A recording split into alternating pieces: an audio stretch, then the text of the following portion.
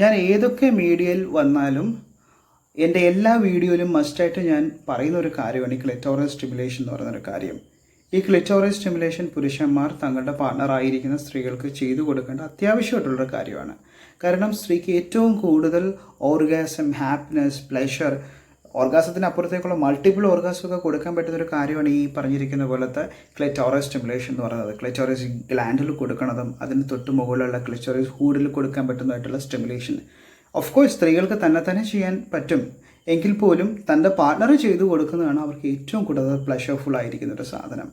മിക്ക സ്ത്രീകൾക്കും ഇതിനെപ്പറ്റി ചെറിയ ധാരണകളൊക്കെ ഉണ്ടെങ്കിൽ ഈ പുരുഷന്മാരോട് പറയാനുള്ള ബുദ്ധിമുട്ടുകളുണ്ട്.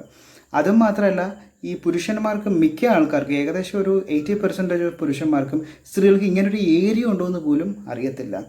യെസ്, ഓഫ് കോഴ്സ് സ്ത്രീകൾക്ക് അങ്ങനെ ഒരു ഏരിയ ഉണ്ട്. സ്ത്രീകളുടെ ഏറ്റവും കൂടുതൽ നെർവ് എൻഡിങ്സ് ആയിരിക്കുന്ന ഒരു ഏരിയ അവിടെ തന്നെയാണ്.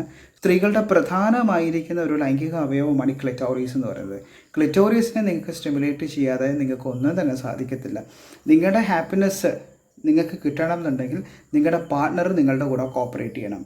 നിങ്ങളുടെ പാർട്ണർ നിങ്ങളുടെ കൂടെ കോപ്പറേറ്റ് ചെയ്യണമെന്നുണ്ടെങ്കിൽ അവർക്ക് ഈ പറഞ്ഞ പ്ലഷർ, ഓർഗാസം ഒക്കെ കൊടുക്കണം. അതിന് നിങ്ങൾ ക്ലിറ്റോറിസ് സ്റ്റിമുലേഷനിലേക്ക് തന്നെ ഫോക്കസ് ചെയ്യണം.